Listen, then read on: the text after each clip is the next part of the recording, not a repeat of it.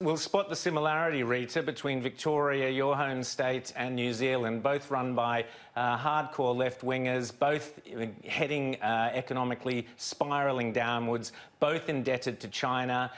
We've got the Belt and Road Initiative with Dan Andrews, Jacinda Ardern right in the pocket of the Chinese, as James said. That's where the money is going to be coming from. Watch this space, socialism linked to China.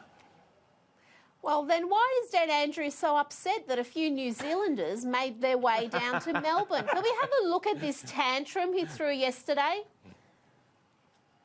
I've written to the Prime Minister this morning. We're very disappointed that this has happened, given that I had the previous day, or maybe the day before, written to the Prime Minister on this very issue, saying that at some point we will join that New Zealand-Australia travel bubble, but that's not appropriate now. This is effectively possible because we have not closed our border. I don't think these people could have travelled domestically into other states where borders are closed. That's exactly what the Prime Minister wants. We have done that, and now we see 17 people turning up on our doorstep without any notice, without any structure, and we still can't even get the cards from Australian Border Force. Well, that's now that incoherent rant. Yeah.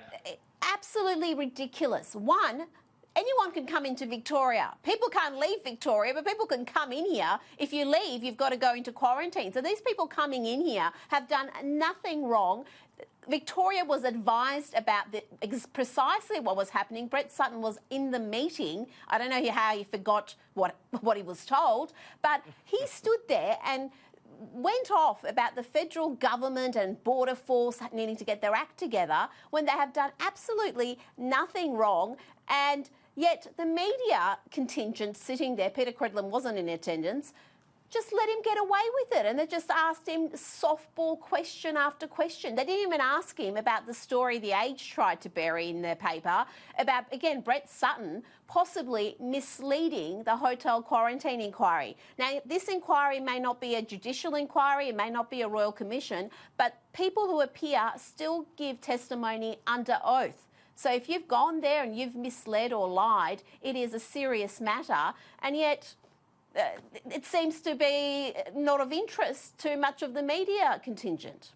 Well, the Spectator magazine's editorial this week is about the PETA principle, P-E-T-A, and full marks to Peta Credlin for the brilliant job she has done in the only person in Victoria who has held the Andrews government to account, along with Rachel Baxendale, who's done a great job as well. Thank goodness for them, because finally the inquiry is being forced to come back to reconfirm, resit on Tuesday to look at all the new evidence. I mean, isn't it extraordinary, James, how all the lovies all piled in on Peta? Oh, you're not a proper journalist. Oh, you're not this, you're not that. Oh, blah, blah, blah. Yeah. Oh, you work for Tony Abbott. She's done her job, and all of Victoria should be grateful that she's done it. You know, I mean, look, there's not just that. There's also, I think, a real misogynistic element to it. I hate to play that card, but I think that the way she and Rachel Baxendale have been treated by a lot of and Gabriella Power and Andrea Carruthers. Been disgraceful. But, you know, there's other things at stake, too.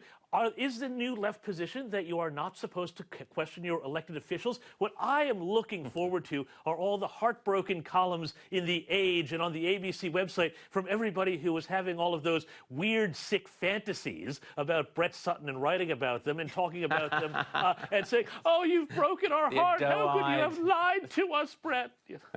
Now, listen, let's just quickly talk. They will blame a media conspiracy. They won't hold him to account.